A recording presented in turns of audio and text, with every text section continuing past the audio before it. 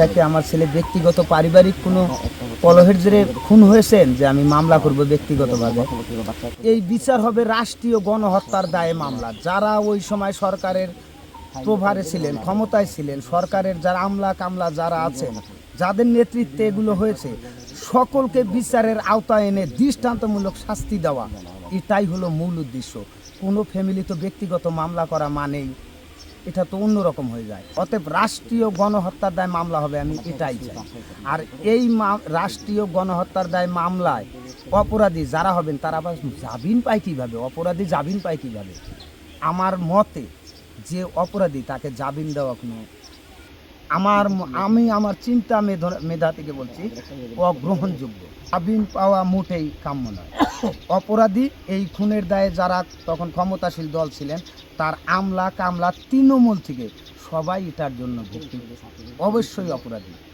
তাদেরকে দৃষ্টান্তমূলক শাস্তি নয়, শুধু আমলিককে সহ নিষিদ্ধ করা, যে যারা আমলিককে পুনর্বাসন করতে চায় আবার তারা ওই একই অপরাধে অপরাধ করবে। আর যদি এটাই করতে চায় আমলিককে আবার, তাহলে ওদের যখন বিচার হয় নাই তখন একটা সাধারণ মানুষ বলবে যে ওরা মাইরা মানুষের বিচার পায় নাই, আমি একজনকে হত্যা করছি, আমার বিচার করতে গেলে আগে ওদের বিচার করো, তারপরে আমার অপরাধের বিচার। আমরা চাই এই হত্যাকারীদের বিচার ডক্টর ইউনূস সাহেব নিজে করুক ক্ষমতায় থেকে।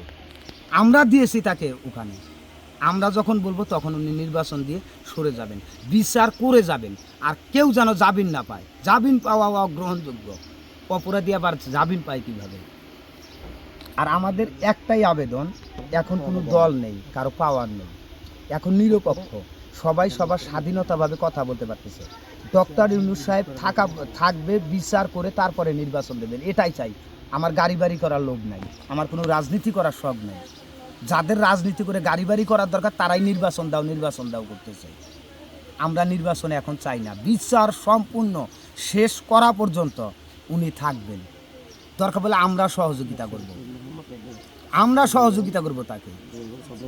এক সন্তান গেছেন, দরকার বলে নিজেও চলে যাব, অন্যায়ের বিরুদ্ধে রুখে দাঁড়াবো, এটাই সত্য কথা। মাথা নত করবো না। মালিক পাঠিয়েছেন, মালিকে নিয়ে যাবে, হকের জন্য লড়ে মরে যাব। ডক্টর ইউনূস সাহেব থেকে বিচার ফয়সালা শেষ করে উনি নির্বাচন দিবেন, এটাই আমাদের কথা। কোনো চোর বাটপাড়ের কথা নয় এটা। চোর বাটপাড়রা চাবে নির্বাচন দিয়ে ক্ষমতায় আসবো, চুরি করব, এটা সত্য। যদি তাই না হয় তাহলে ওই চোরদেরকে আমরা চিনি। তারপরে নির্বাচন, বিচার শেষ, নির্বাচন দেন, কি আসে আসুন। আমি চাই আমার সন্তানের বিচার হোক, কারণ খুনিরা খুন করে তারা এখনো জীবিত থাকবো, তারা ইনকাম করবো, কিন্তু আমাদের সন্তানের বুকের মধ্যে গুলি করে তারা দুনিয়া থেকে তারাই দিল, কিন্তু এদের বিচার এখনো হইতেছে না। আমার বিচারে চাই, আর কিছু না। নির্বাচনের আগে যেহেতু বিচার হোক, বিচার হওয়ার পরে যাতে নির্বাচন হয়। ধরার পর আসামিরা কিভাবে কোর্টের থেকে ছাড়া পায়? আসামিরা ধরার পরে হেরা জামিনটা পায় কিভাবে? হেরারা কে জামিন করায়? হেরারা যদি জামিনে দিয়ে দেয় তাহলে হেরারা ধরার দরকার ছিল কি? কোনো দরকার ছিল না ধরার। প্রধান উপদেষ্টার নির্দেশ থাকার আমরা চাই যে অন্তর্বর্তী সরকার থাকাকালীন আমার স্বামীর হত্যার বিচার আমি চাই, যাতে অন্তর্বর্তীকালীন সরকার থাকতে বিচার হয়। কোনো দল আসবে, আসার পর বিচার করবে, আমরা এটা মানবো না, আমি মানি না।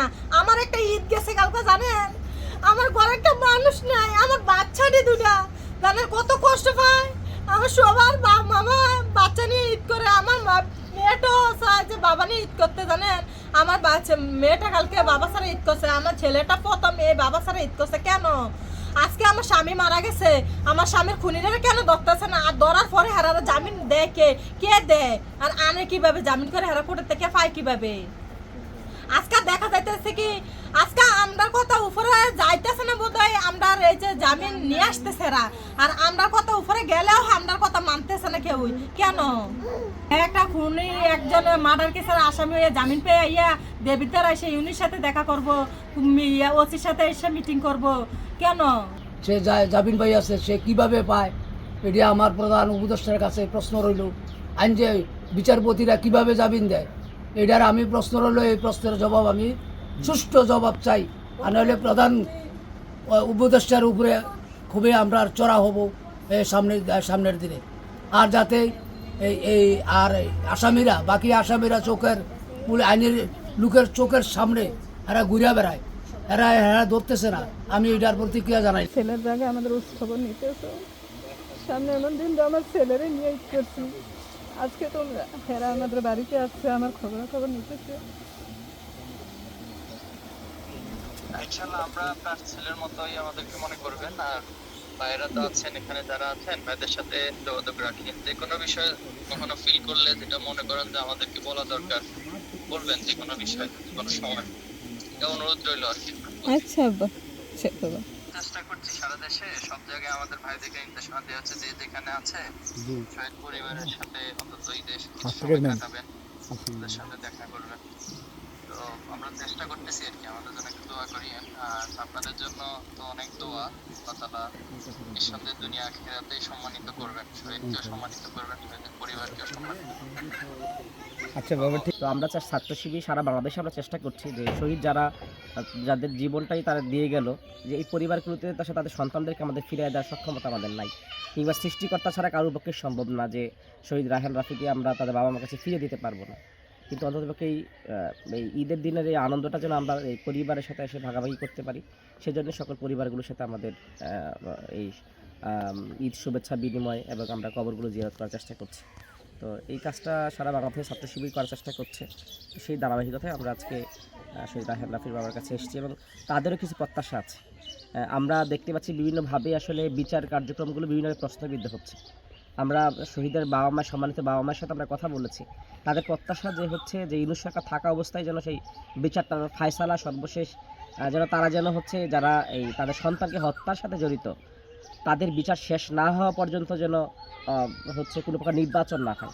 এই ব্যাপারে তারা দৃঢ় প্রতিজ্ঞ যে যে কোনোভাবে হোক তাদের এই তথ্য তারা প্রত্যাশা করছেন যে এটা ডক্টর ইউনূসের কাছে পাঠাতে হবে, এবং তারা ডক্টর ইউনূসের কাছেও এটা প্রত্যাশা করেন যে হচ্ছে যে কোনোভাবেই আগে বিচার হবে তারপরে নির্বাচন।